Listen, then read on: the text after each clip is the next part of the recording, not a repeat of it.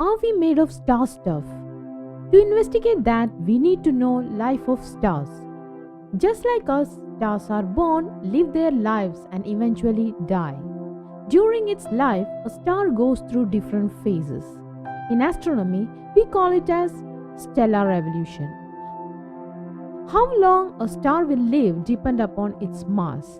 When big massive stars live for millions of years, small red dwarf stars live for billions of years. Our Sun, for instance, which is a low mass yellow star, lives for approximately 10 billion years. After a star is born, it fuses hydrogen in its core in a process called nuclear fusion. In this process, two lighter atoms combine together to form a heavier atom. It requires extremely high temperature to kickstart nuclear fusion reaction. For hydrogen fusion, the temperature required is about 14 million Kelvin. When hydrogen fuses to become helium, tremendous amount of energy is released. This energy pushes the stellar material outward, opposing the gravity which pulls the stellar material towards its center. At this point, the star achieves equilibrium. The star can remain in this main sequence phase for millions or billions of years depending upon their mass. Massive stars use up the hydrogen fuel quickly, whereas less massive stars takes billions of years to use up its hydrogen fuel. As the star gets older, more and more helium gets accumulated in the core. Hydrogen available become lesser and lesser. Fusion reaction becomes sporadic. As helium is denser than hydrogen, the remaining hydrogen moves towards the outer core and envelops the core. The star swells up. At this stage, the temperature of the core won't be sufficient enough to fuse the helium accumulated in the core. The core contracts due to the gravity acting towards the center of the star. As the core keeps on contracting, the temperature of the core increases. When it reaches 100 million Kelvin, this subgiant phase of the star ends and helium starts fusing to form carbon. Supermassive stars jumpstart the helium fusion quickly. At this stage of the stellar evolution, the star becomes a red giant, or if it is a massive star, it becomes a supergiant. Thus, in each stage, the star will fuse heavier atoms to make much heavier atoms.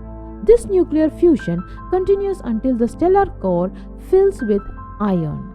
As iron is the most stable element, nuclear fusion reaction cannot proceed any further.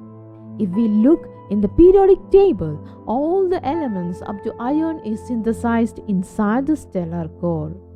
All stars won't fuse elements up to iron.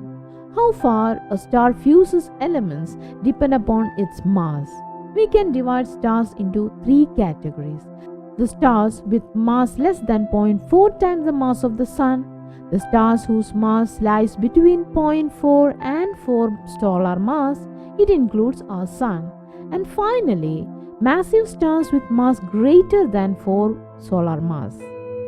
Those stars with mass less than 0.4 solar mass is too cool to fuse helium. Once it completes the hydrogen fusion, it ejects the hydrogen shell into space and becomes a white dwarf made of helium. Stars with mass lying between 0.4 and 4 times the solar mass will fuse all the way up to carbon and oxygen. It cannot fuse to further heavier elements. Those stars end up as white dwarfs made of carbon and oxygen. Someday, a Sun will end up as a white dwarf like this.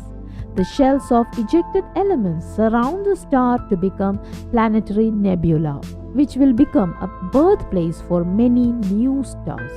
And finally, if a star is heavier than 4 solar mass, the core would be hot enough to fuse heavier elements.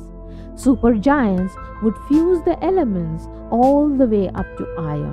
Stellar core would look like concentric spheres. Iron at the center and all the other elements until hydrogen successively towards the surface. Then it will undergo supernova explosion. While lesser massive supergiant end up as a neutron star, tremendously massive star end up as a black hole. Here completes our investigation. I would like to conclude this video with a quote of none other than Carl Sagan. The nitrogen in our DNA, the calcium in our teeth, the iron in our blood, the carbon in our apple pies were made in the interiors of collapsing stars. We are made of star stuff. Thanks for watching. Stay tuned for more star stuff.